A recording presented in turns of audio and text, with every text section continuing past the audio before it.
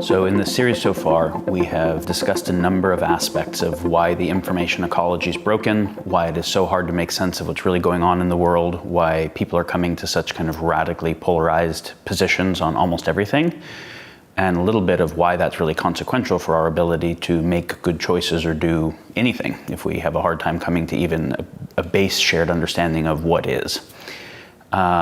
In this one, near the end, we're going to get into a project we're working on that has been a pretty central focus for how to start to repair the information ecology that we are hopeful about, excited about, and want to invite people to participate in. But we want to start by spending the first chunk kind of recapping the problem space, hopefully making it more succinct, clear, and maybe addressing a few parts that we haven't so far. When COVID came, a lot of people were hoping that that could be a shared enemy for the whole world. It could unite the world. A virus is almost like an alien invader, right? It isn't a human, it isn't even like us. We're all threatened by it. Can we all unite together to share scientific info and production of medical supplies and those types of things? I remember that was like a very naive hope that a number of people were suggesting at the very beginning of COVID that might come from this, and I think we've seen almost as far from that as we can see. We've seen polarization on how to handle it in almost every country and between countries, and on almost every subtopic, whether it's hydroxychloroquine or masks or shutdown or vaccines. There's kind of polarization across the whole space. We've seen the entire global order has already shifted, right? US-China relations were already tense, but they got very magnified in this situation. The tensions in the EU got very magnified. The relationships between the EU and Eastern Europe, those tensions got magnified. So I think COVID was just a big enough issue to start to set off the systemic fragilities that were already in place. So yeah, I think we were sitting right here having this conversation, I don't know, a year ago or something, before COVID, and we were talking about the breakdown in sensemaking that was already occurring, making it increasing the speed at which systemic fragility was being actuated and at which catastrophic risk was impending. But then since COVID, and then since the riots and the fires and the so many types of dynamics, increased militarized tension in various parts of the world, I think everyone feels quite differently about it. They have a sense of not just that some people are saying there might be impending catastrophe, but that we're in the process of that, and that it's not just within one area, it's cascading.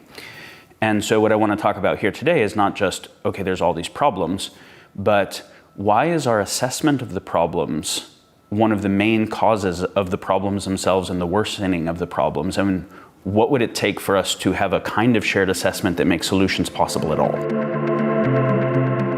If we take almost any issue and say, what are the most consequential issues facing the world today? What are the things that are both hottest in the news cycle and possibly most consequential? And we start to list them, and we say, which of those is there fairly good consensus across the space of citizens on? It's like almost nothing, right? And not only is there not consensus, but there is nearly maximum polarization that is felt to be nearly maximally consequential, which is a basis for not just social tension, but a movement towards warfare. If you think about the upcoming US elections right now, I would say that we're in a situation that is unprecedented in the history of all of our lifetimes, and pretty much unprecedented in the history of the nation. Is everyone has always felt that presidential elections are consequential. Maybe they've even felt that they're more consequential than they really are. And they get passionate about it. But right now, the percentage of the population that thinks that it's not just consequential, this election, but is existential to the republic itself, is very high. Like, it's a very high percentage of the population that think the way this election goes will be either the end of the nation or the possibility of it to continue on both sides, right? So like to really get a sense, the Trump supporters feel that Trump is the only thing standing between the republic being protected and the people being protected at all, and a kind of globalist deep state cabal taking everything over in a finalizing way and running the benign China hypothesis like they did in DC since the 70s, and basically ceding control of the world to China and that kind of thing. The never Trumpers think that if Trump gets in, he will eviscerate the last elements of a republic and create a dynasty kind of for his family and chosen people to run it. Like, they both think that it's the end of the republic if the other guy gets in, and they both think the other side is going to steal it. They're set up to actually think that there isn't election security and it's going to be stolen. So what happens when the election comes and it's not held as valid and it's held as existential, and we have these mounting tensions already that were there with COVID because of lockdown. Lockdown means more news cycle to take all this stuff in, right? And then also it means radically increasing unemployment. And so when we saw the violence start with George Floyd, violence was actually bound to start from some trigger. When you study kind of the societal chaos indices, the things that would create a basis for societal chaos, the more people whose fundamental needs aren't met by a system, they become more desperately willing to act against the system. And so when you start having massive unemployment, that's a very unstable situation for the overall system, and that's going to express itself somehow. And no one really has the ability to process any of this well, nor is the reporting oriented to try to process it in an adequate way, which is actually a really hard thing to do. There's a much higher incentive to control a narrative for particular purposes. And so for the most part, people have kind of traded epistemology for tribalism, meaning given up on trying to do a rigorous job of making sense of things themselves. Like, take a narrative, take a QAnon narrative, take a Antifa narrative, break it into individual propositions, and then look at each of those propositions. What evidence do I have to verify it or falsify it? Maybe neither. Do I have any evidence that would at least support or refute it? Do other people interpret that evidence differently? Go across the whole thing, then look at alternate hypotheses. Nobody does that, right? Like, very, very few people use formal epistemic process. So what they're really doing is paying attention to what feels true, which largely has to do with what people like me kind of seem to think and which team I kind of want to be on and what I'm getting exposed to the most. Let's just take a historical perspective for a minute. Humans have been here for a long time, but the thing that we call civilization, which was much larger than tribal scale, starting to organize, early Egypt or Sumeria or whatever, since the beginning of that larger scale coordination, a tiny percentage of the people that ever lived in something like a republic or a democracy. They almost all lived in feudalism or monarchy or some kind of much more top-down autocratic system, which is actually quite easy to understand because the proposition of a republic or a democracy, a participatory governance, is actually a wild proposition, which is that a huge number of people who don't know each other, who want different things, can sublimate their desire and difference to coordinate with each other. It's like, that's actually kind of, it's understandable that's a hard thing, right? This is why corporations aren't run that way. Corporations are autocracies. And so the few times throughout history that a republic or a democracy emerged, they're actually really kind of worth studying. And I'm going to simplify here, but it's a fair simplification. They emerged following a period of a cultural enlightenment for that culture. And the cultural enlightenments always had at least a couple things in common. So if we look at the kind of early Greek democracies, the Athenian democracy, of course we can criticize that there's a lot that wasn't perfect about it, but it was a movement in the direction of more participatory governance. It was following the kind of Greek Enlightenment that both had a very high value on classical education for everyone. Let's have everybody learn history. Let's have them all learn philosophy. Let's have them all learn formal logic and rhetoric and the arts and these types of things, so that everyone can have a sense of how to know the true, plus the good and the beautiful, right? Like all of an integrated sense of those. Understand what types of systems worked and didn't work in the past because of more kind of knowledge of history. So if everyone can basically sense base reality on their own well, which has to be trained, right? Like there's actually training involved in that. And then there was also the value of the Socratic dialogue. And in the Socratic dialogue, everybody is being trained to be able to take every perspective. I can argue this side, then I can move around and argue this side. If people are being trained in that kind of dialectical process, that means I'm being trained in seeking to understand the perspective of others and actually be able to argue them even better, which is steelmanning, right? Well, if you have a bunch of people who can all understand reality on their own well, and they can have high quality conversations and take each other's perspective, not just go into tribalism and otherness and make a villain or a straw man of the other, those people can start to have the kinds of conversations to share sense-making that leads to being able to make collective choices. And then they don't need rulers, and they can say, like, we can throw the rulers off and do a participatory governance system. The European Enlightenment, which led to the foundation of the US and a reformation of a lot of kind of European and other global governance, the kind of modern era, similarly was the Renaissance, right? The idea that people would be Renaissance men or Renaissance people who actually train in lots of disciplines, not just be specialists, because it's very hard if someone's just a specialist to make sense of the world, right? And or for them to talk to each other across those specialist languages. So the idea of Renaissance person and then of natural philosophy and science, that we can actually empirically tell what's going on and have the same conversation based on that, plus kind of the Hegelian dialectic. We can seek a thesis and then seek an antithesis and then see, is there a higher order synthesis? If people can do that well, a town hall is a possible thing, and a republic or a democracy or participatory governance is a possible thing. If that starts to break down, where people can't actually make sense of reality on their own well, so they're taking the view of authorities who can then be captured because of the power of that and used for power purposes, and they can't take the view of other people well, they can only basically make straw men and fight against them, there is no possibility for collective choice making, which is what a democracy or republic is about, collective choice making. If there's no capacity for collective, the antecedents of choice making is collective sense making, collective meaning making, and collective conversation. Collective sense making of what's actually going on, and what do we anticipate the effects of a particular action to be. Collective meaning making of what's important.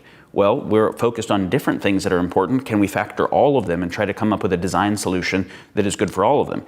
Right now, we don't even have a process in democracy for that. We have somebody's focused on something, they come up with a proposition to benefit that. They don't even think about the fact that that proposition harms other things because they're focused on the subset of values they're focused on, which is why almost no proposition gets 100% or 0% of the vote. It's like 50% because the people who are focused on what it benefits really want it, and the people who are focused on what it harms really don't want it.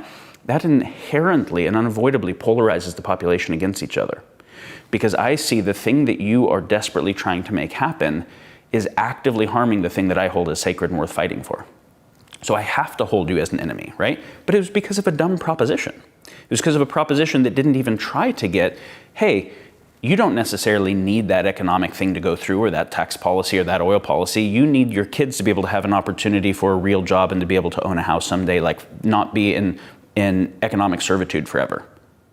Well, if I hold just what is the value without the strategy that's attached to it that contextualizes it having it happen that way, I'm like, that's fair. Economic servitude's a problem. And I don't hold that that thing can't go through. I hold that we don't want extinct species in this area. You're like, I actually like forests. Not extincting species would be cool. I'm willing to do it if that's the only way my kids aren't in servitude forever. If we start by taking what are the values that everyone holds and say, is there a proposition that does a better job of meeting these? And can we use some collective sense making for collective design? Well, it's like, that's so obvious once you say it, and that's not in our democratic process at all. But it also requires people that can have a good quality conversation and seek to hear what other people's values are and would want to seek, not just the immediacy of war, which then, of course, you never just win forever, right? You win, and the thing that won, the other side reverse engineers, makes better, and comes back. And so then you just get an arms race and an escalation of narrative warfare, info warfare, mimetic warfare, tribalism, physical kinetic warfare, all of those types of things. You know, when we say that most people throughout the history of civilization haven't lived in democracies or republics, and that when those have occurred, they've occurred following periods of cultural enlightenment, they also then haven't lasted very long, right? Historically, they've lasted 300 years at most of the time. And of course, every empire breaks down. No empire lasts forever, which is one of the kind of key insights, is that right now we have a fully globalized system, and it's in the process of breakdown, where all of the previous systems did break down, but they were localized. And so the consequence of this is different in kind. But the democracies break down much faster than many of the dynasties and other types of top-down systems, because it's just easier for a small number of people to coordinate with each other than a large number of people. Right? You think about it, it's kind of like if somebody is a bodybuilder, it takes a lot of work to keep that much muscle on, right? They have to be working out and eating all the time, and the moment they stop, it starts breaking down because it's actually very expensive. Well, it's actually very expensive to keep a whole population highly educated and highly engaged, not just kind of in their own life, but really paying attention. Like, most people don't want to go to jury duty. They don't go to town halls. They don't really want to pay attention to the issues well. And this is part of why the breakdown occurs, is if somebody works very hard to fight a revolutionary war against a tyrant or to try and overthrow a tyrannical system of governance or whatever, they have an embodied knowledge of what the bad alternative is. And they work very hard to make sure their kids have that. So that's why a Washington or a Franklin would say those types of things, right? Like that it's utterly necessary for everyone to have this kind of comprehensive education because they know what the alternative is.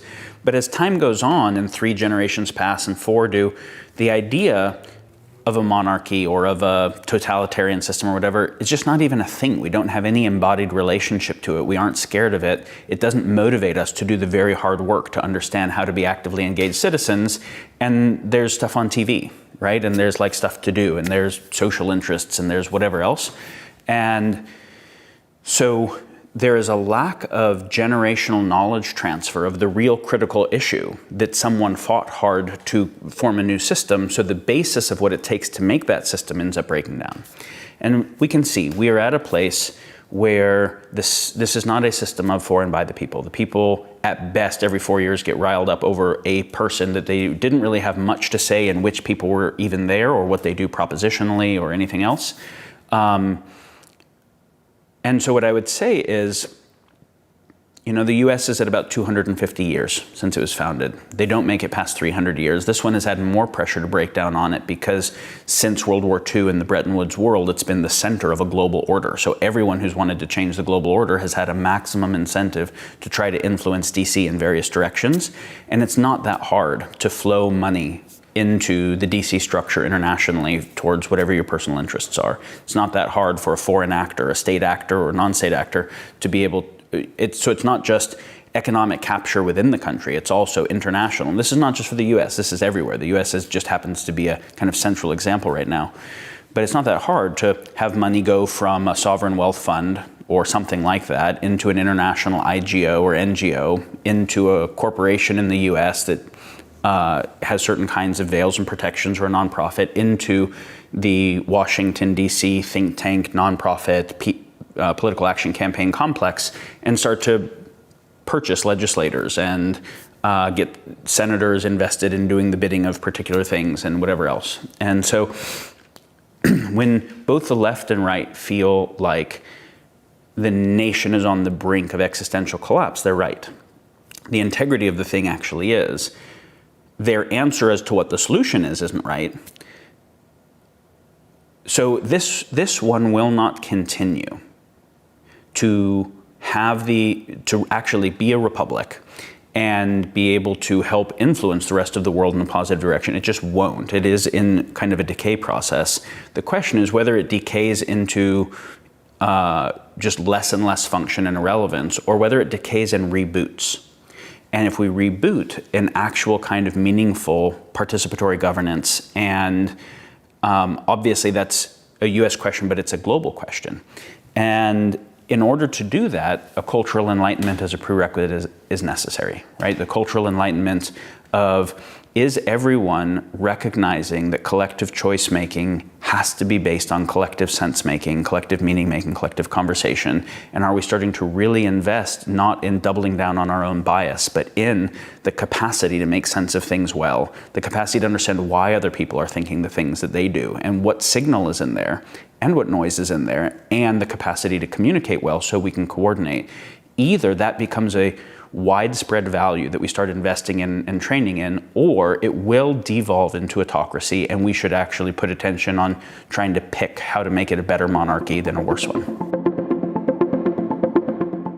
Benjamin Franklin, I believe, said something to the effect of, if I could have a government without a newspaper without a government, I would pick the newspaper.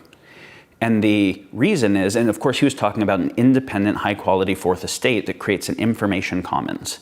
Information commons, or epistemic commons, is an important concept that I think everybody needs to have, which is, when we think of the commons, we think about some shared aspect of the world that is both a resource that we have shared access to, but also some shared stewardship of. We don't have very good commons management today in lots of ways, and we can see tragedy of the commons type dynamics because of that. But we think of the air as an example of a commons, or the ocean, or whatever. Well, the information commons is what is the space of information out there about what is true that informs our capacity to make choices. And we can see that just like a smokestack billowing pollution into the air, most of what is being put into the information commons is pollution, right? It's a lot of noise and not true stuff, or stuff that is partially true with spin to advance some agentic interests. Because most interests, when they're communicating, are communicating to get people to believe something that is useful for them. And particularly the more powerful they are, they use that asymmetric power to both maintain and increase their asymmetric power. We can see that since COVID, like the markets crashed and then they've bounced back up, but employment hasn't correspondingly gone back up. Real production in the underlying market and real wealth of the people relative to their purchasing power hasn't gone up. A few billionaires' wealth has, radically gone up. So we see the both radical power asymmetry represented in finance and the decoupling of the actual, economy and the market. So the information commons is the thing we're talking about here. And in some ways, I would say the information commons is more important than the other ones to pay attention to, because it's the basis of why any of us would make the choices we would that would determine how we affect the air or the ocean or war or anything else. And so I would say the quality of the information commons is requisite. And that is both like the quality of public education and the quality of media, news. And you can see in all the kind of founding documents for this country, those were both considered prerequisites for the ongoing protection of the republic. That there would be very high quality public education where everyone learned the civics necessary to really participate, and a independent high quality fourth estate so people could know what was going on currently so they could participate meaningfully and effectively. And we know that institutions decay for a number of reasons, and we've seen radical decay in the fourth estate and in public education and in kind of government writ large as a result. It's also important to understand that it's not just that democracies and republics require high quality information, even markets do. If you read Ayn Rand and other kind of laissez-faire market ideology, it talks about the need for accurate and symmetrical information for the rational actors to be able to make good choices in the market, right? The idea that a rational actor can see all of the information and make a good choice, and as a result, the best products and services at the best price are what get upregulated. Well, if I can't see all the things because there's way too many of them, and so then the algorithms that determine what I see end up affecting my choice. And if I'm not actually a rational actor doing really good sense making that has the info to compare what a better product or service is, whoever does better marketing that emotionally compels me ends up winning rather than better product and service. So the system starts to incent extraction over real production value. So all of our large systems of coordination, whether they're more state-like systems or market-like systems, require accurate and symmetrical information for people to make good choices. So if we think about how have humans ever thought about coordinating at scale? There's a bunch of models that different social scientists have put together. I'll share one, but there's different ways of thinking about it, so we don't need to attach too hard, but you'll kind of get the gist. There are market-type mechanisms for large-scale coordination. There are government or state-like mechanisms, and there are culture-like mechanisms. And we can kind of define all those differently, but market-type mechanisms mean some kind of distributed bottom-up type system where the agreement happens point to point, not as a systemic agreement across the whole space, and the topology is emergent.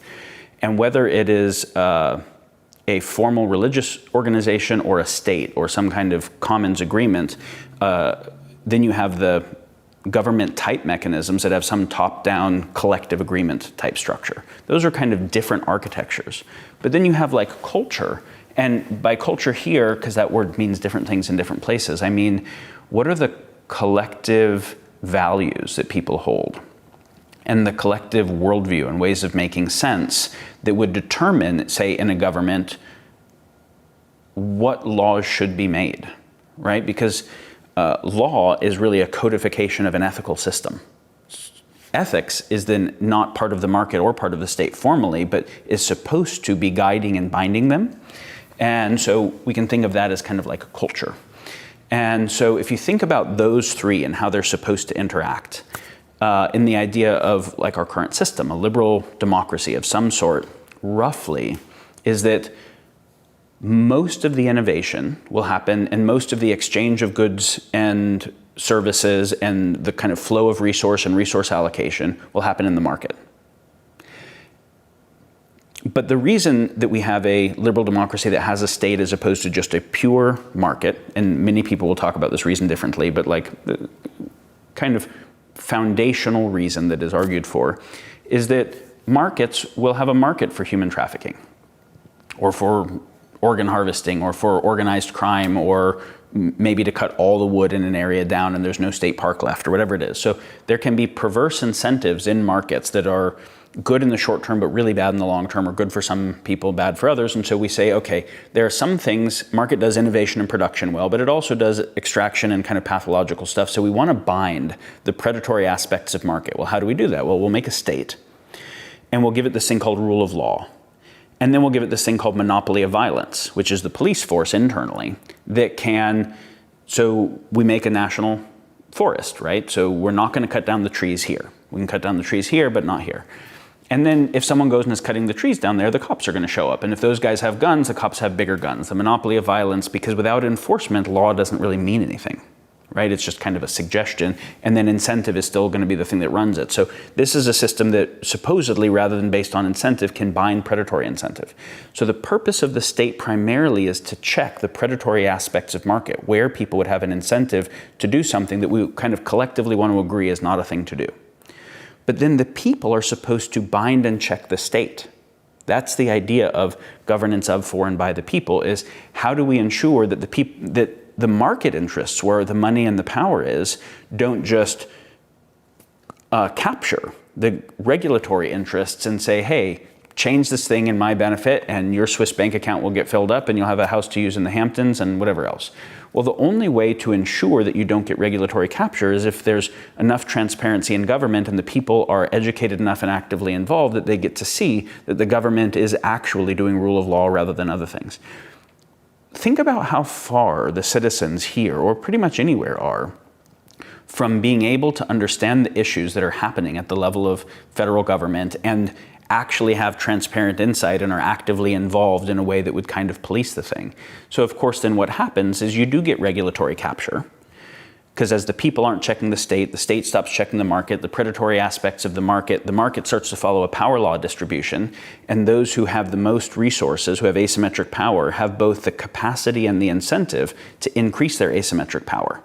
And that's through a bunch of things. It's through marketing and affecting the mindsets of the people. It's through affecting news and media. It's through the capture of regulatory systems, all of those different types of dynamics. And the last part of this system, so the state checks the market, the people check the state, then the market or the underlying economy itself checks the people, which means that the thing that the people want, the accounting actually has to work. They can't all want to extract more from the system than anyone is putting in. If you really think about that, there's actually a beautiful and kind of stabilizing complex geometry to it. But at the base of it is the capacity of the people as a whole to make good choices. And whether it's how they're acting in the market, how they're acting in the state, checking it, if people can't make sense of the types of issues that the world is facing and that the states will be making choices on and that the markets are affecting, if they can't make sense of that well and they can't communicate about it well, all of those systems start to be captured. Lying is not a new thing, right? Putting spin on information isn't a new thing. Being wrong about stuff isn't a new thing. And intentionally being able to try to control the narrative for purposes, narrative warfare and information warfare aren't new things. You can read about them in Sun Tzu and other, thousands of year old military doctrine texts of how to control the population through making false enemies and through deception and whatever. So this has always been a thing. And like very active disinformation. How do you have some of your messengers have a message about what the attack plan is, that you know they'll get captured so that the other side gets what the secret intel is and the whole thing was a farce to get them to make the wrong choice. Like thousands of years old craftiness around this stuff.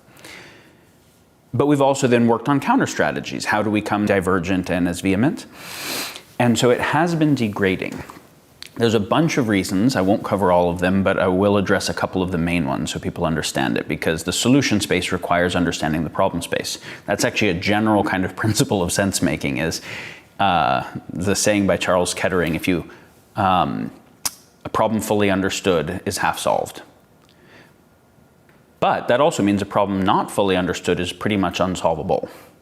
And so we typically have very superficial understandings of problems, don't understand the generator and the etiology of them well enough and what they're connected to, and we try to jump straight to solutions. And so the solutions are either gibberish or actually bad. And then engender counter responses for understandable reasons. So to try to understand the problem of the breakdown in sense making a little more so we can think about adequate solutions.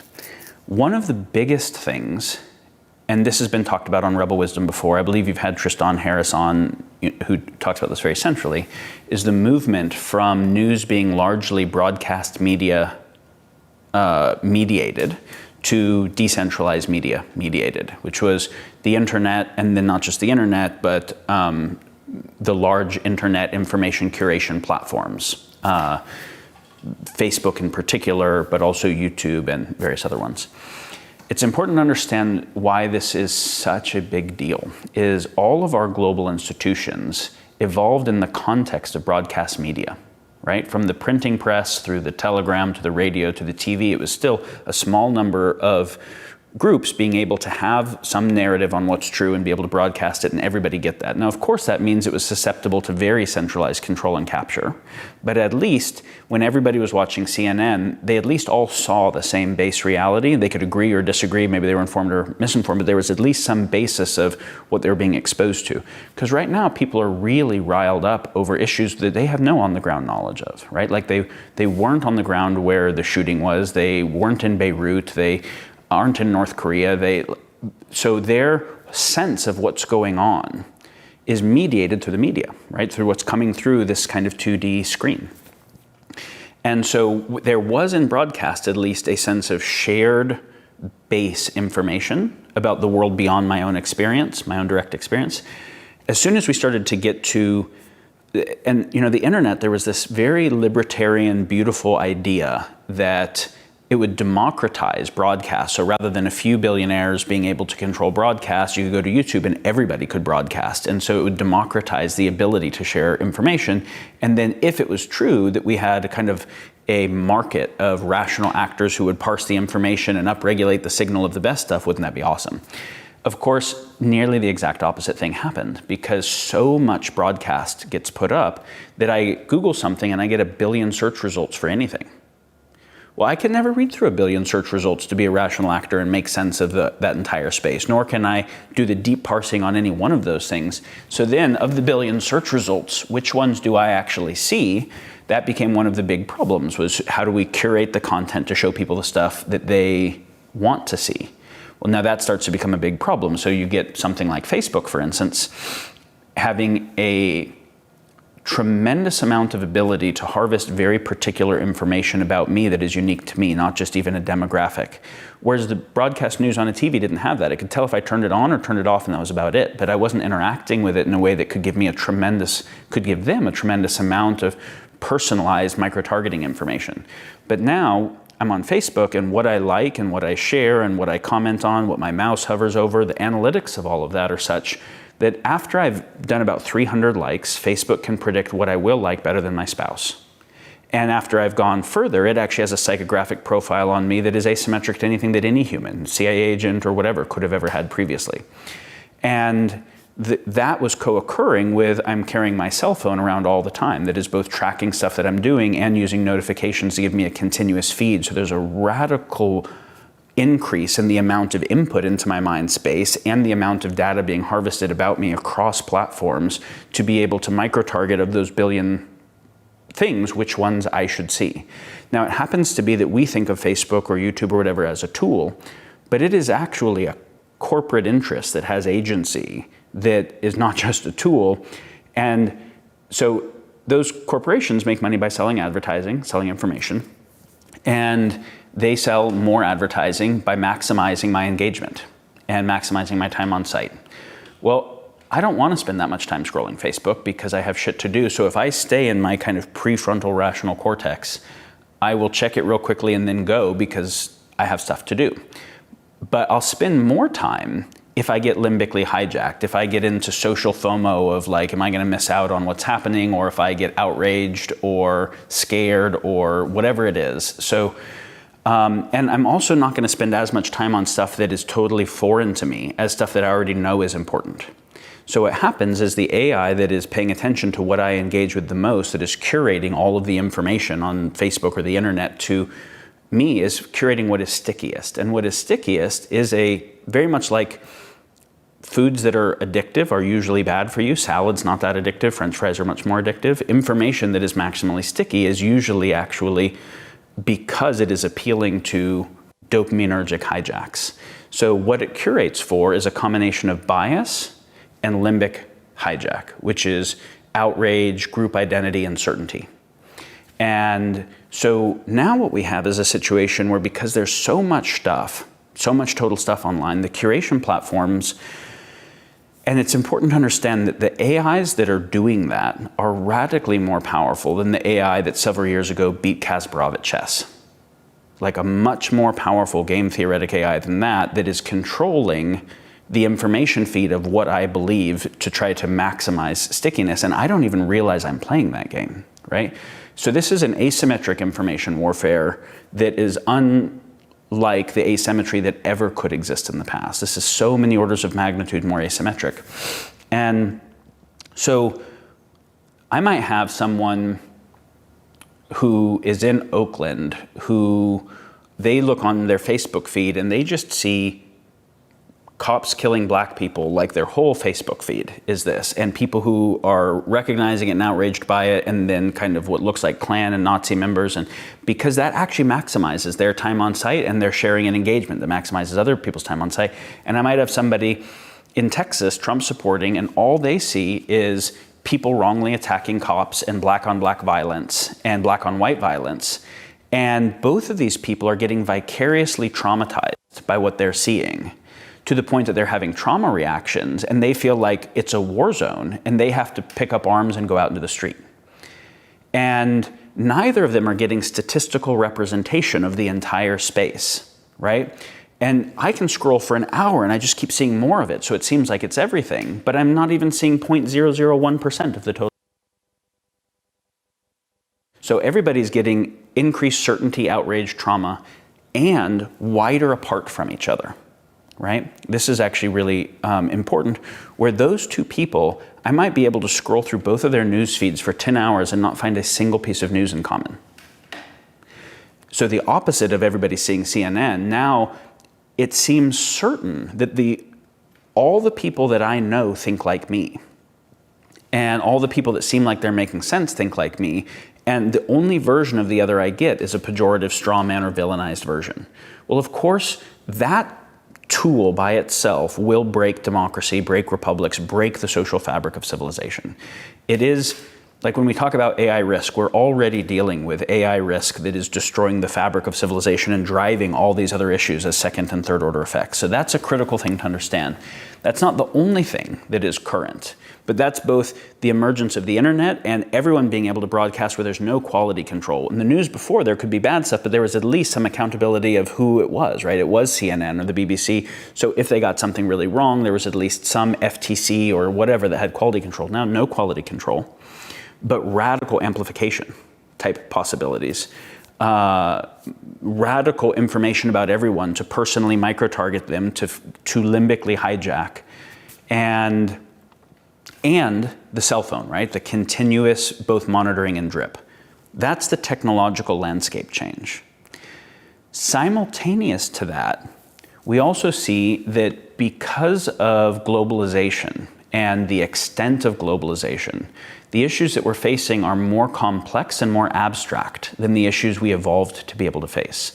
So tribes didn't have to think about climate change and positive feedback effects on hydrological cycles in the Amazon and albedo effect, or grid stability. Like, these are huge, and they're hyperobjects, which means an object I can see with my senses. A hyperobject I can only conceptualize. I can't see climate change. I can see snow melt here, but snow melt here is very different than the abstract concept of climate change and positive albedo effect. The same with, like, I can see a weapon, but I can't see nuclear risk writ large. Right? I can't see the information ecology writ large. So I can understand it, but we kind of didn't evolve to do that well. So we have to train ourselves to do it well, or we won't. So we have a situation where all the biggest problems are hyperobjects. They're very complex, and they're interconnections of hyperobjects, and we're not trained at all for how to do that. That's another thing, right? So the issues are authentically more complex. The information ecology is oriented to bias reinforcement and limbic hijack. Bias reinforcement because I'm more likely to click on something that sounds important to me than something that sounds foreign to me. Sounds important means appeals to my existing understanding and value systems. So that inherently does bias reinforcement, even without the intention to do so, right? And so it's not trying to drive political polarization, it's trying to drive profit and maximize time on site, and political polarization and radicalization just happens to be a second order effect. Simultaneous to this is, once you already have a media environment where people are having much more radicalized views, where it's so complex they give up on being able to make it themselves, so that everyone kind of becomes an epistemic nihilist to some degree and chooses tribalism instead without even realizing they're doing that.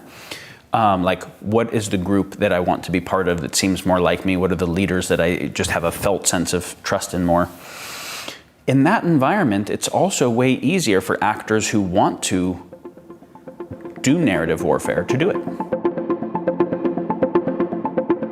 Let's say that we're talking about any other state actor or non-state terrorist actor that wants to decrease the power of the US. Now, we can also see this is not just happening to the US, it's happening. The US was supporting the protests in Hong Kong, right? Like, we've done this throughout the rest of the world. This is the nature of how warfare works. But we'll look at this particular situation. You don't front-on attack the country with the biggest military. You turn the enemy against itself. And it's not that hard to turn the enemy against itself when you already have an environment that is polarizing. And doing that thing, all you have to do is just support the stuff the right believes to believe it even more. Just radicalize the stuff they already believe, and that the left believes to believe it even more. So this is where we start to see all these things about Chinese Twitter bots and Russian interference and whatever, that other state actors are actually affecting the information ecology to be able to drive radicalization, because that turning the enemy against itself weakens the entire empire, right? Now, this is happening in a multipolar way across the whole thing. So it's not US versus China, it's radically multipolar. It's important to understand. The other part here is that even though none of the superpowers of the world, the major G8 or G20, whatever nations, are in direct kinetic warfare today, I wouldn't say it's fair to say we're in peacetime either. Maybe this is the last piece of history, and then we can kind of move into the solution space. So, throughout the history of the world, the major adjacent empires never had very long periods of peace. Like, war was a part of how they dealt with conflict, right? And at World War II, something changed where we could never have large-scale war between the major powers because our weapons were too big. It was too catastrophic. And so the post-World War II peace, the Bretton Woods world, is really unprecedented in the history of the world because the nuclear bomb is unprecedented in the history of the world. Until the nuclear bomb, we had the ability to totally mess stuff up locally, but we didn't have the ability to kill life on Earth, right? We didn't have the ability to induce existential risk. So that was the beginning of it, and that was from an evolutionary perspective, that's like a second ago, right? It's not much time that we got the bomb. And as a result, we said, oh, shit, we can't ever have wars again between these major powers, so how do we do that? Well, it also happens to be that the tech that gave us the bomb gave us the capacity for globalization. So let's make a globalization-based world where we're so economically interdependent that it's never profitable to go to war. It's more profitable to be in kind of trade and exchange with each other. Well, in a lot of ways that makes sense, right? And we haven't had another world war since then, so it's kind of made sense. But of course, what that also does is it means that you have a globalized rather than a bunch of localized systems, so failures anywhere can start cascading to failures everywhere. So the system as a whole becomes very fragile. It's very interconnected, but also very fragile. And we saw this with COVID. a virus in one area could become a virus everywhere, could become increasing social unrest everywhere, could become breakdowns in supply chains everywhere, could become decoupling financial markets and economies everywhere. It's like, whoa, that's a very interconnected and fragile world where failures anywhere can cascade, and there's gonna be failures in places. So the cascade potential is just very high. If you look at the agreements that were put in place in the Bretton Woods world to mediate peace, most of them have broken. Right? We see the US having pulled out of NATO, we see decreased support for the UN, we see the having pulled out of the WHO, and not just during the Trump administration. It's been weakening for some time for a number of reasons. So the large countries are actually doing cyber warfare on each other, and they know they're doing it. They're doing narrative warfare and economic warfare. So what I would say is that rather than say we're in peacetime, I would say that we're in kind of a multipolar war, but that is being fought as an unconventional rather than conventional war. So it's not being fought kinetically, though we see mounting kinetic capacity. We see the ramping up in the South China Sea, on the India-China border, on lots of places, AI military drone technology as an arms race everywhere, space war type phenomena. So we're ramping the kinetic capacity, but mostly it's being fought through economic, diplomatic, info, narrative, cyber type war. And so in this situation where there is a movement from kind of peacetime agreements to something more like unconventional warfare, and from, in general, conventional to unconventional warfare as a more kind of primary tactic that has been happening over the last couple decades globally, then narrative and info warfare become some of the most central parts of that overall picture. And especially in the info ecology where you can micro-target affecting people, right? The idea of stochastic terrorism, which is, let's say I want to drive terrorism in an area because I want to turn the enemy on itself. I want to damage the infidel or damage the social fabric of a place or whatever it is. But I want plausible deniability to never have it traced to me. Well, I can go into a group that's radicalized with a sock puppet, right, with a fake kind of account, as a international actor or a domestic actor, whatever, and just increase the radicalization through kind of support that looks pretty natural, right? Be like, let's say it's an incel group or it's a Boogaloo group or an Antifa group, just be sharing more stuff that is of the type that outrages them. Celebrate the people who go do the acts of violence more, of what great heroes they are. And what'll happen is the already kind of on the edge, unhinged people in those groups that are close to tipping, now we tip them over, so we call it stochastic terrorism, because I don't know who will do what harm when, where, but I know that I'm increasing the pressure and the statistical likelihood that those harms occur with very difficult time being able to trace that, right? So the social media kind of and algorithmic bias kind of thing, the radical asymmetric information warfare, the lack of kind of information broadcast controls, combined with the increase in narrative and info warfare, combined with the actual complexity of the problems, all of that is unique to the current situation. That Machiavelli didn't have to deal with these things as much as he had to deal with. Sun Tzu didn't have to deal with these things. And so when we think about how do we solve any problems, the first thing we should be thinking is how do we understand the problems well enough to come up with good solutions? How do we make sure those good solutions don't cause other problems so that we don't cause problems, and so that other people who notice they cause problems don't resist the thing we're trying to do? So how do we come up with good solutions to the problem and the larger context of things that matter? And how do we make sure that enough of the world is in conversation of the right type and understanding in the right way that there's support for that? That should be the background of it. Whether I care about social justice or the environment or wealth inequality, I should care about this as the basis for the possibility of effectiveness towards it. And so then we have to say, given these things that are messing up sense-making, what would it take to start to correct them? So what is the right relationship to the topic of free speech in general, and specifically in considering how deep the information ecology issues are to our capacity to address anything? So I'm not going to be able to give something like an adequate answer, but I will add complexity to the problem in the way we think about it here a little bit. So it's very easy to say free speech, no censorship, because whoever has the censoring capacity then ends up just controlling everything, and we don't trust anyone that much. So free speech, and let people figure it out. And we can see why historically, and there's a kind of in the left-right dialectic that is healthy, which we don't have, and the thing that's called left and right today don't actually mean anything, right? In the US, in the counterculture movement in the 60s, the left was more for kind of radical speech and free speech, and the right had more desire to control certain things that they thought were communist or whatever.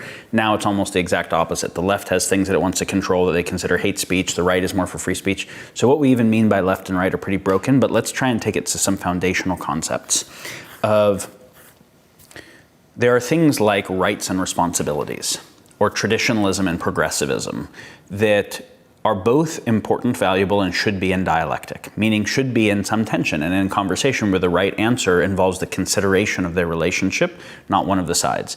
But as soon as you move from dialectic between them to warfare between them, you stop seeking synthesis and you start seeking more doubled down versions of a partial view, right?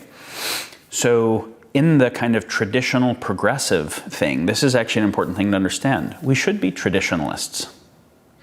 Traditionalist means that there's kind of an intuition that the systems that worked for a very long time probably did for some good reasons. They probably, even though the people who are traditionalists are not thinking of it in evolutionary terms all the time, there's a sense of like, if there hadn't been some effectiveness and wisdom in it, it would have failed. And in a world where most of the other systems did fail. So why did some make it through? And we might be mistakenly thinking we understand the systems better than we do and why they worked, and we seek to change them when we're actually changing something that really worked for a long time for a reason. So let's kind of go back to the things that worked, or let's at least make sure we protect the things that have worked for a long time. That's kind of the traditional intuition, a simplified version of it. The progressive intuition is we're facing new problems that we've never faced before. And the old solutions either were inadequate as they were. There were some people that did well and some that did really bad under it. And or even if they were adequate, they're not adequate to the changing landscape. So we need progress and evolution and adaptation. Well, of course, those are both right? Like, of course, we want to pay attention to the things that worked and make sure we understand them very well before changing them. And most of the time, we understand them less well than we think. And in a new environment where there's new issues, we might need to assess these things quite differently and be able to add, be able to amend the situation. So we want a healthy dialectic, right, between traditionalism and progressivism. So with regard to free speech here, there's a kind of traditional orientation that says, hey, Founding Fathers, Constitution, total free speech. Well, in that environment, there wasn't Facebook, right? There wasn't Twitter, YouTube, any of those types of things. If I'm in the 17th century, the 18th century, and I use my free speech to its maximum in that environment where I'm shouting in a town square, maybe a few hundred people hear what I have to say. And then they can actually talk with me. We can engage, and we have more shared experience of base reality because we live in a similar area and have seen stuff, right? Now, if I share something where most of the people seeing it don't have the same shared experience, they don't live in the same area, maybe I say that I have privileged info, I saw this, or whatever it was, and this can get amplified to be seen by millions or billions of people, that's such a different situation. So the way that some people, Tristan talks about this, is that freedom of speech should not automatically equal freedom of reach. But it's not just freedom of reach, it's an algorithmic orientation to take the things that hijack people the most and upregulate those things. And so we don't see long, complex thought pieces trending anywhere near as much as we see emotionally charged, short, salacious, vehement things trending. And to understand any of these things well, they're complex enough that they need to be long and complex and kind of boring. But cognitively, we are not eating salads and healthy things. Cognitively, we're just eating French fries, right? Oriented to the maximum kind of dopaminergic hit. So is the answer that everyone should just share everything in an environment that doesn't just allow them to broadcast, but will amplify? Well, so now we can say, should the issue be freedom of speech or the regulation of those platforms? Now we start to get to the right level of granularity where we're realizing you can't think of freedom of speech independent of the media environment in which the things are being upregulated. So then we say, well, should we actually regulate freedom of speech? We've always thought that it was okay to have something like an FTC or an SEC that says you're not allowed to lie about your finances in this public filing or in this marketing. So we were okay with regulation on lying. But then as we trust the government less, the question is who is adjudicating what is a lie? And so in a situation right now where nobody really trusts at least half of the government or the other kinds of institutions, nobody would trust who's going to say what fake news is, because the left says the right's news is fake and the right says the left's news is fake, and everyone says that the institutions that the other guy follows are the corrupted ones. So then the question of, well, who gets to adjudicate what is true? Well, that becomes the most powerful force in the world. And then all the most powerful forces have maximum incentive to become that and to capture it using all of the covert influence and whatever tools that they could possibly have to do that. So the easy censor answers and the easy just keep total free speech within this context answers are both silly, right? The issue is actually pretty complex. In order to be able to adjudicate, we need to trust the adjudication process. Well, that's again like a state regulating a market. Here it's a market of ideas. And it's a state that would maybe, like whether it's an SEC or an FTC, that would be able to regulate, but you need a people who can regulate to make sure this is actually true and honest and doing an effective thing. So again, the basis of the answer is actually, again, a collective enlightenment that has people who can sense make well enough to be able to say, how would we go about approaching these things? I think one of the reasons that I care about this issue so much and am sensitized to it is I have experienced being very, very passionately certain about stuff that I later realized I was wrong about. And doing that enough times made me reflect on the meta thing of like, why was I so certain of that thing? Like so certain that I would go to info war over it, right? Battle with people on it. And then is the thing that I learned later that changed my mind, did it not exist yet? It didn't exist in my awareness, right? And so my own fallibility in this way really kind of made me dubious of my own confidence. And I started to, and my epistemic process. And as I started to pay more attention to it, I was like, all right, I'm aware of places where I was wrong in the past. And I'm aware of where I think almost everybody else is wrong. But I actually can't say a single belief that I currently hold that I think I'm probably wrong about. Lots of other people can say what they think I'm wrong about. And in the future, I'm almost certain to think some of the stuff I think now is wrong unless I don't learn much. But if I'm on an evolutionary path where I'm actually learning a lot, a developmental path, I will almost certainly think some of my best thinking right now is naive or silly or underinformed or something. How do we deal with that? How do we deal with the fact that no one can name a belief they currently hold that they think is wrong? But they can name other people's, even though they're statistically likely to be wrong about almost everything, at least partially wrong.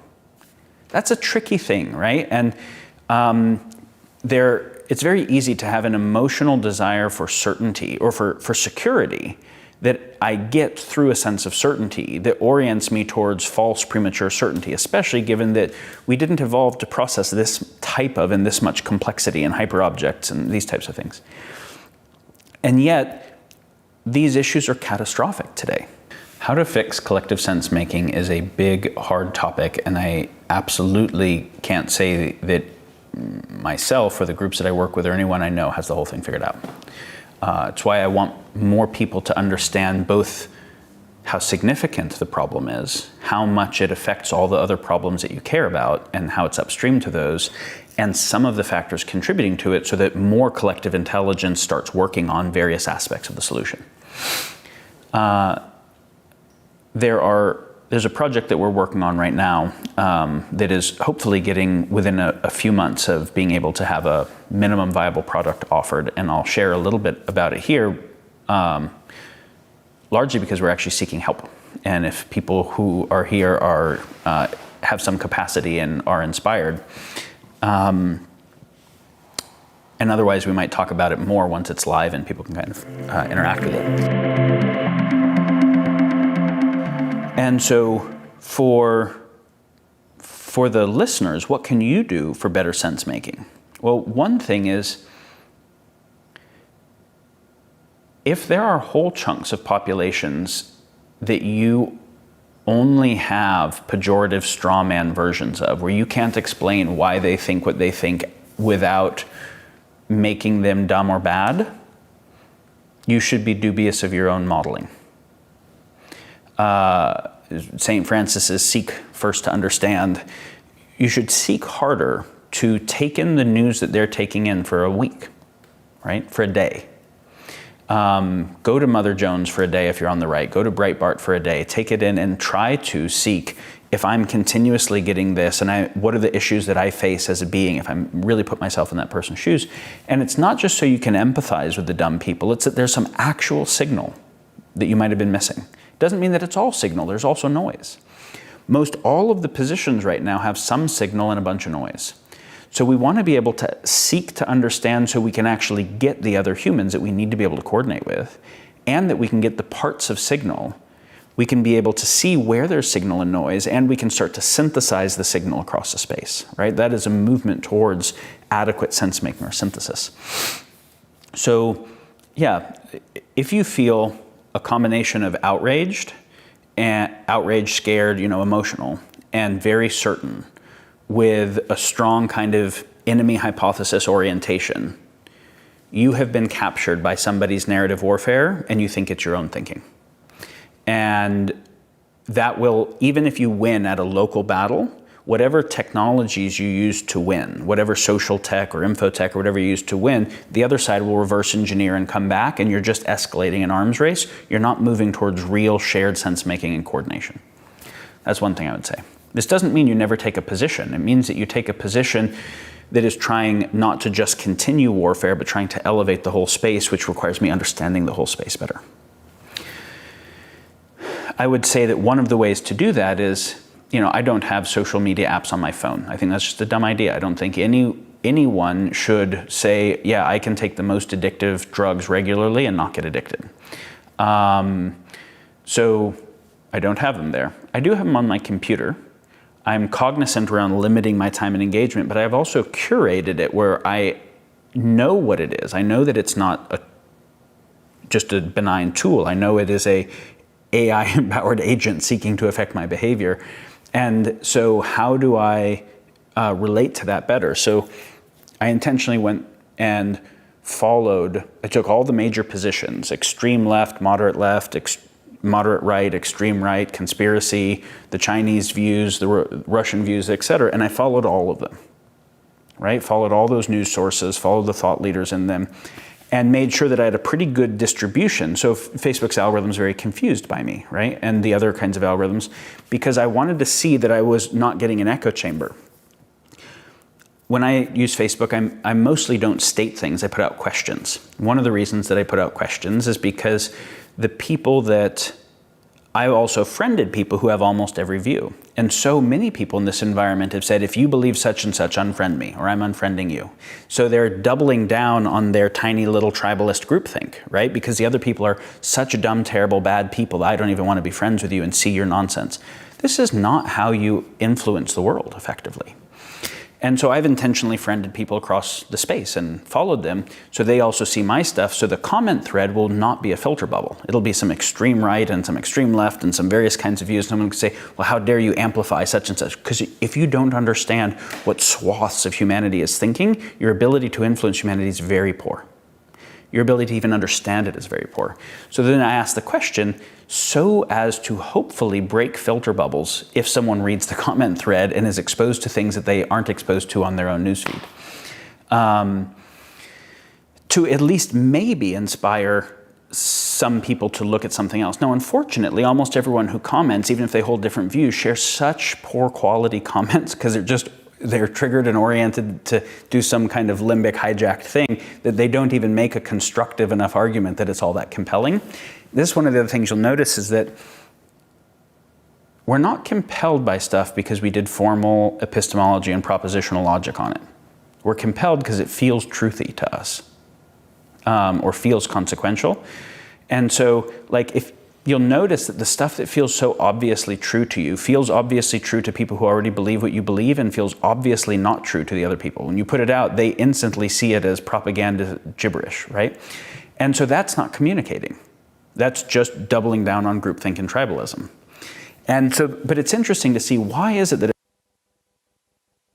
and good to certain people and feels just like stupid and evil to other people? Why does it feel that different way? Well, if I pay attention to the media environment that they're taking in, feels true is largely resonant with what they've taken in so far, right? Like, that's a big part of it. So one of the things that I do on an issue is, let's say I want to make sense of police violence in the US, or I want to make sense of the Beirut blast or the India-China border or whatever it is.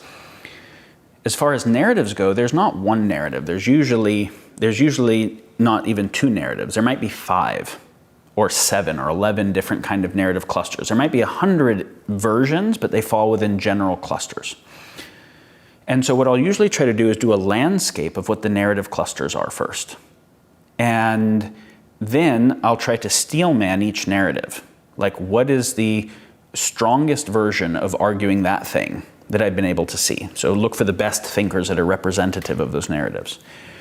That's helpful for me to both see the signal that they got, because the collective intelligence of those people doesn't have no signal. It also helps me understand why they think what they think, which also helps me understand how to maybe communicate and relate. But that doesn't mean that I agree with all of it. It means that I'm seeking to understand it, right? So then the next thing I want to do is, after I've done that, which is a kind of interpersonal intelligence, seeking to understand the narrative, then I want to do a kind of empirical or objective intelligence and break the narrative into individual propositions.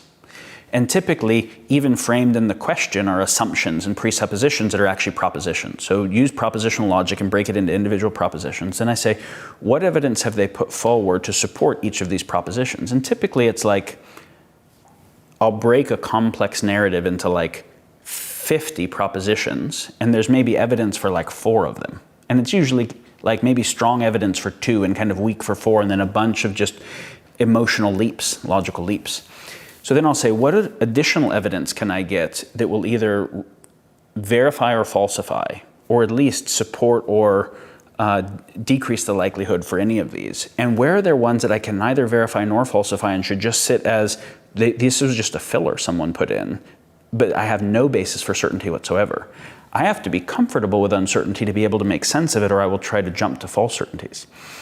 Then I have to not only seek to verify and falsify each of those parts, because most likely there's a few true parts, a few nonsense parts, and a bunch of filler, right? And that's true across the whole narrative space. So then I also have to seek to do this across the other narratives. So this is important because most people are jumping to what is true very much not through a epistemic or logical process. Even if they think it is, if they really break it down propositionally, they'll find that they had a logical process of this seems true and this seems true, therefore, and the therefore has like 8 logical leaps in it.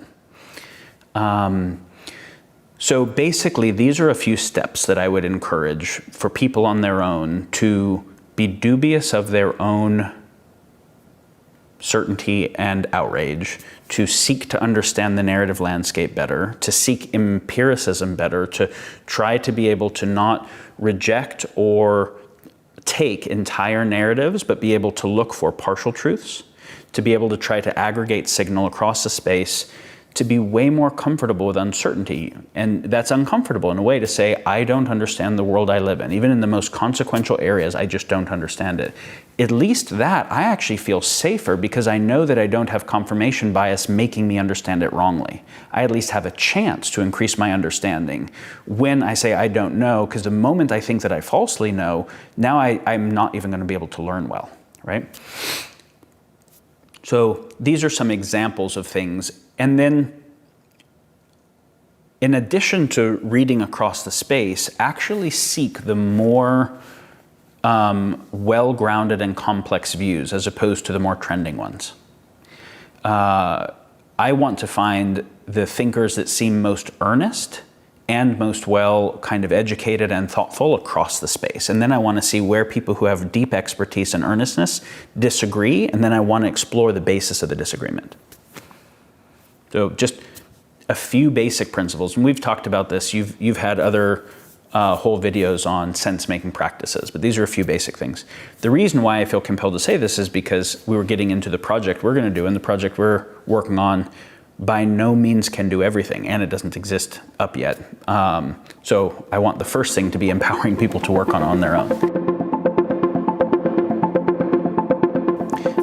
So the thing that we're doing is trying to do something like a better version of the fourth estate, a better version of news that is relevant to the actual information landscape of the current moment and the critical aspects of education that people didn't get that are most helpful for them to be able to understand and sense make the world better on their own. And we didn't actually start off thinking that we'd be doing something like news or media. We started out thinking that we were doing something like the kind of intelligence and research work to be able to understand the escalation pathways to catastrophic risk. So we were working on getting a much better sense of supply chain fragilities and food security issues and the escalation pathways to different kinds of war. And that's not just at a theoretical level, but having to get a lot of detailed info about what's really going on the ground to know where the actual escalation pathways and those types of things are.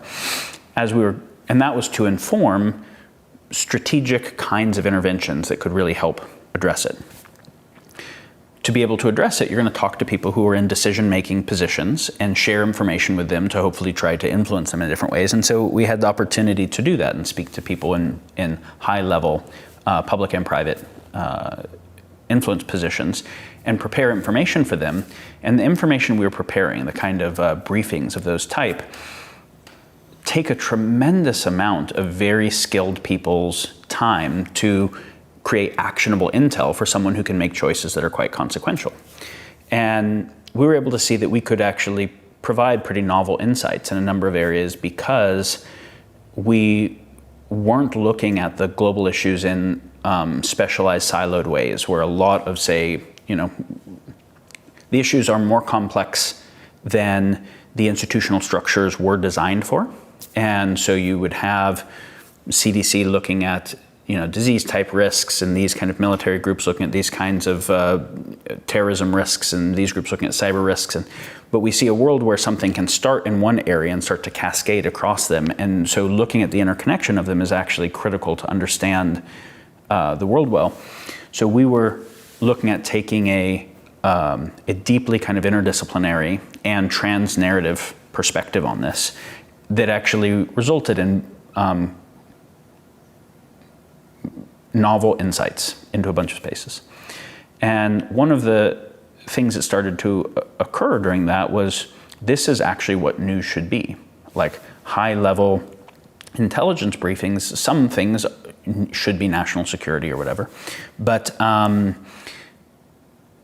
the idea of a decision maker who gets a lot of information processing is a fundamentally anti-democratic idea, right? A democratic idea would be everyone can possibly be a significant decision maker, hopefully is actually more involved in the processes of being able to influence.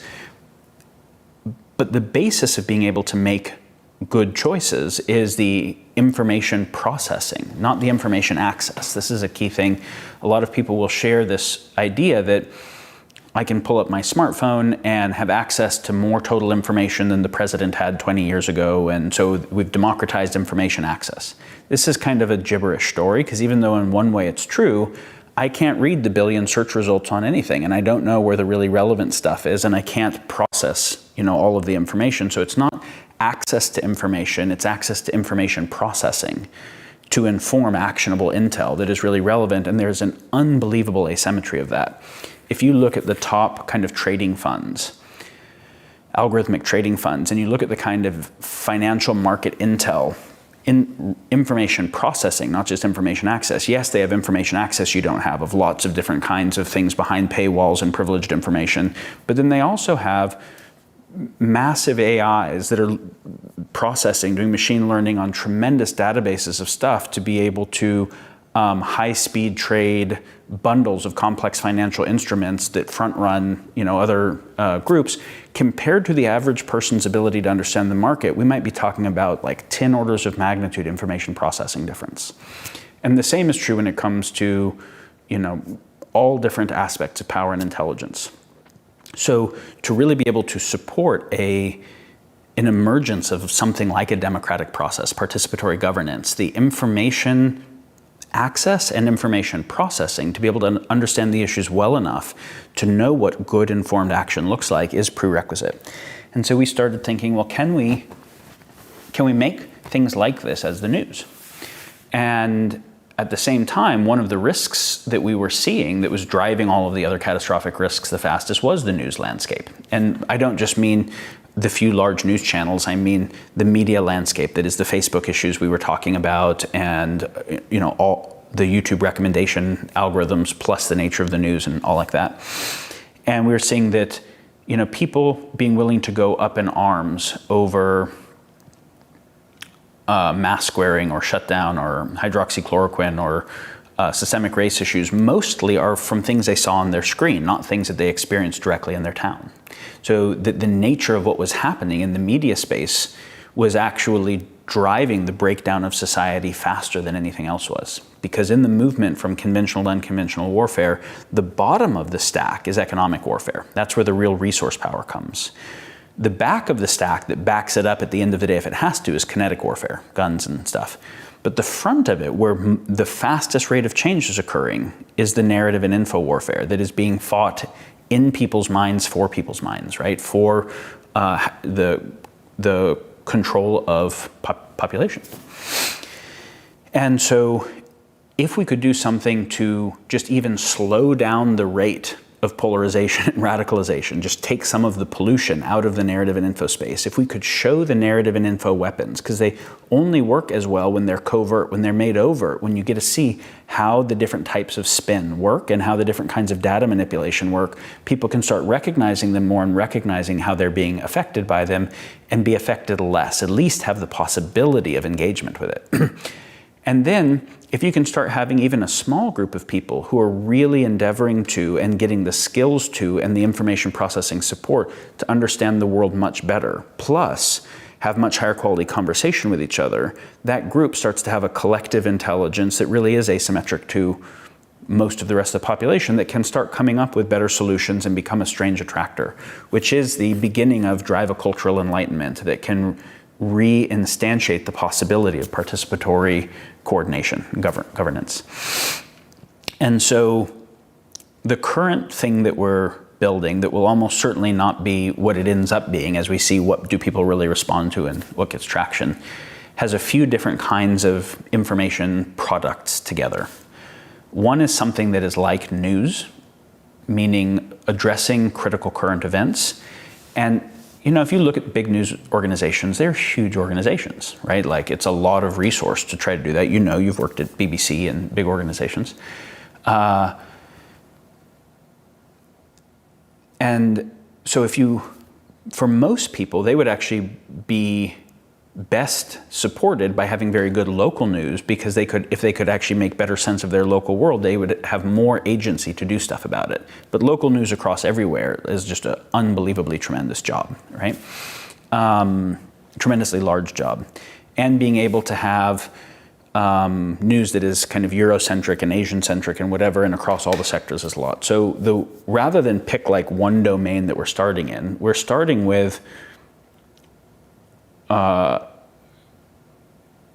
the most consequential things across areas from a global perspective with a somewhat US-centric audience. We have to pick somewhere to start.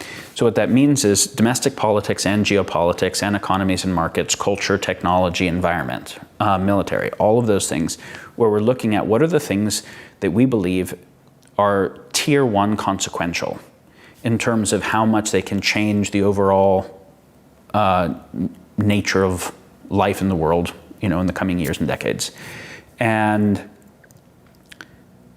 being able to present that in the form of what look like briefings across, this week in the happenings that happened that are of top consequence, that doesn't have, and we don't have on the ground report networks that are anywhere near as robust as we want. We're working on building those out, but largely we're looking at groups that are reporting on it and being able to look across the whole space and be able to say, factoring left and right and different countries' perspectives and do that kind of synthesis, what is the clearest thing that we can say with confidence? And so we're looking at things that are maximally consequential and what we can say with confidence that actually is calibrated from a kind of formal process that is trans ideology, trans narrative, rather than supporting a particular political agenda or economic agenda. And it's designed to be a second simplicity, meaning a lot of complexity of research goes into it, but it's actually as simple to understand as possible. So there's a low barrier of entry of starting to get something that doesn't have narrative spin or info manipulation in it. Now, if someone wants to go deeper, and someone could easily ask, well, why would I trust that as opposed to anything else? We would say you're not trusting us because we're a particular authority. We're hoping that you trust your own sense making progressively better, and we're showing you in detail, transparently, how we do our sense making. So how we currently have it structured is that someone can see that briefing, and then there's different places they can go deeper. One of them is a under the hood feature where they can see the epistemic process, the sense-making process we used to come up with that. So what things did we read and look at? What data sets did we include? What data sets did we say we had low confidence in and decided to throw out or put a discount rate on? And what epistemic frames did we use? And so if someone wants to see that, they can. So now this is them also learning how are we making sense of the world. So they can both give us feedback on, hey, I think you misweighted this data set or there's this other data set or frame. Awesome. But they can also be learning, I guess I could have done that. I could have looked at all of those sources. I could have applied these frames. I didn't even know some of those frames now that I know them. So they're increasing in their own sense-making capacity by seeing how we're doing it. Of course, we also want to show retrospectives of where we made forecasts or said what was going on, where we later found out that we were wrong or right, or get to show here's where we were wrong, here's where we were right. Where we were wrong, how are we updating our models? So really good transparency and earnestness in that whole process. Also, so you can do the kind of under the hood thing, you can also do the meta news thing. The meta news is, okay, so here's what we were able to find out about this topic. But that sounds different than what you read in the New York Times or the Atlantic or Breitbart or Mother Jones or RT or whatever other place you're looking at. What do they say? Why do they say that? Why did we come up with something different? What is our assessment of what they came up with? So this is actually, and of course we're not going to be able to do that for all news sources, right? We've already looked at about 1,500 news sources in our curation process. We kind of have to collapse those to ones that cluster in a similar type of narrative and then pick, some of the better exemplars of those and say, okay, so here's the narrative landscape. We'll go ahead and steelman that narrative landscape, and then we will break it down into individual propositions and say, what can we verify, what can we falsify? So we are helping people to understand the world through more of the lenses, understand why other people think what they think, even have a clear sense of it, then also understand how to empirically validate these things. Then we also show the narrative and info weapons. So we'll say, okay, so in this piece here, here's the original piece of science that they were quoting, or the original video, or that they were referencing, but then here's the way they framed it. This is Lakoff framing, this is a kind of spin. Now that same thing has spin on it over here that's of a different type. So let's explain the concept of Lakoff framing and spin, or Russell conjugation, or those kinds of narrative weapons, and say, look for these everywhere. Right? And this isn't the left saying the right's news is fake or the right saying the left's news is fake. This is saying everyone who's playing the narrative game is subject to some of the same pressures, and these are some of the tools that get used, so look for them. And also, there's some signal in all of these places. So we're not coming out as this is fake news, but there is some signal, let's try to verify it, and there is some distortion. So the goal in the meta-news is that someone doesn't hear what we say and say, okay, well, that's just one other narrative with lots of narratives, that they actually get to see all the narratives and they get to see how we're making sense of them, and they get to also apply their own capacity to make sense of them. And we make explicit the narrative and info weapons so that people can recognize them more on their own. And by reifying the true parts and being able to say where something is either clearly falsifiable or we just can neither verify nor falsify, it's just conjecture or spin, we hopefully help people neither just accept nor reject any standard narrative, but be able to take a more rigorous and nuanced view across all of them.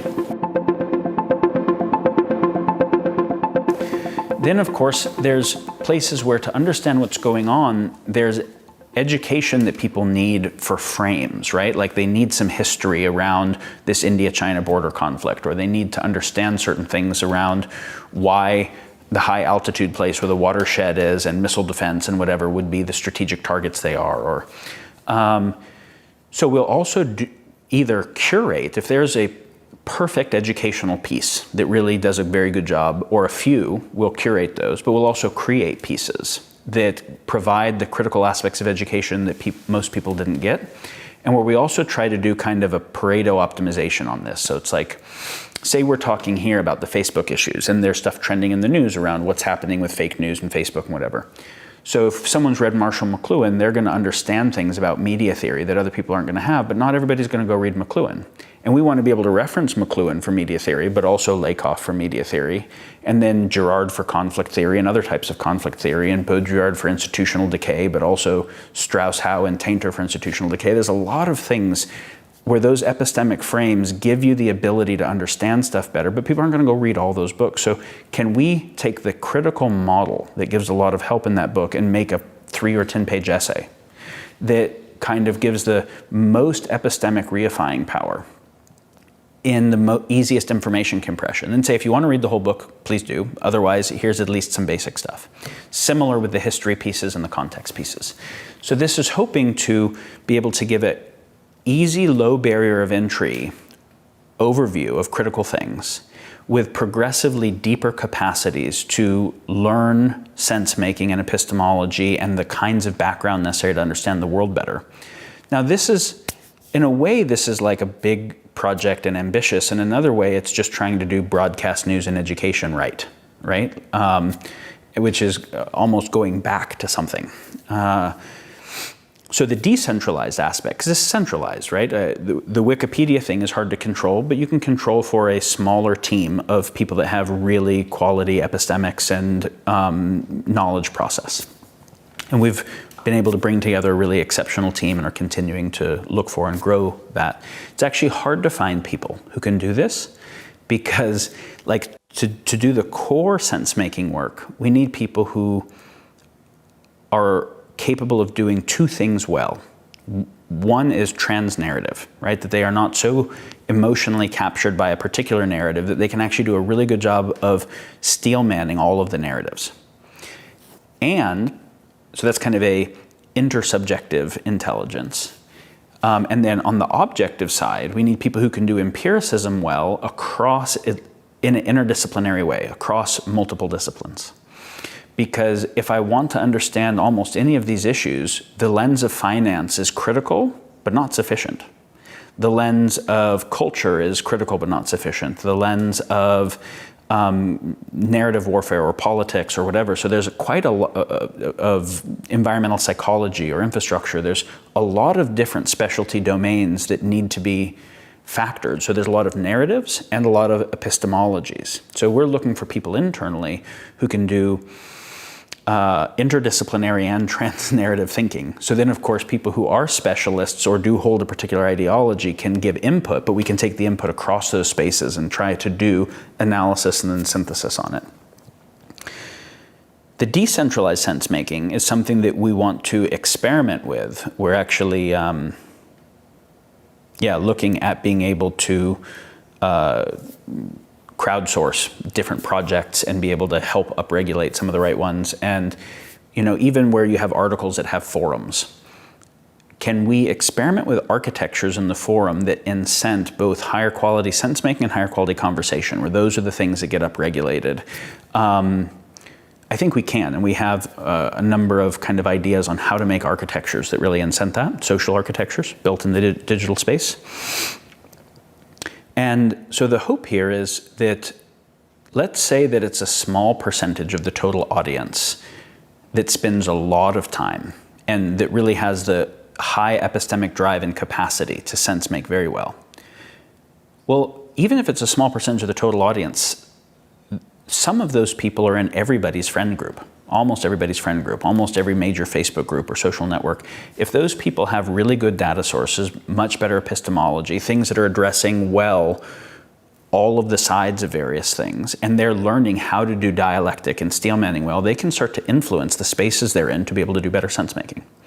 Oftentimes, the people who have best sense making are also employed by the people who are in top institutional positions of power as strategists and analysts and whatever to be able to influence those things. So basically, the information commons is not being stewarded. We're trying to do something to start stewarding the information commons and to make that a strange attractor of more things that will start to do that. That's why this is a nonprofit project, is we're not willing to ever put ads on, and we're not willing to put it behind a paywall that makes it not accessible to everyone. To really democratize the access to that quality of information processing has to be freely available to everyone. We also aren't willing to take any nonprofit funds that have any strings attached. So it has to be people that actually believe that increasing decentralized collective intelligence is net good for the world and authentically want to support that as a commons project. And that's, what we're seeking right now is people who either, if there are people who would want to put capital into that, that's a timely need. If there are people who have really exceptional analytic capabilities or access to really novel kind of source of information or data sets, or have worked on machine deep learning types of technologies for sense making, those are the kinds of connections and alliances that would be, I'd say, reach out if you're aligned. Our ability to make sense of the world is breaking down. We're making more and more consequential choices with worse and worse sense making to inform those choices, which is kind of running increasingly fast through the woods, increasingly blind. Over the last 2 years, Rebel Wisdom has interviewed some of the world's top thinkers. Now we've brought them together for an 8-week online course, Sensemaking 101, with Daniel Schmachtenberger, Diane Musho-Hamilton, John Vervaeke, Doshin Roshi, and more. Improve your sense-making, develop your sovereignty, and join a wider community looking to do the same.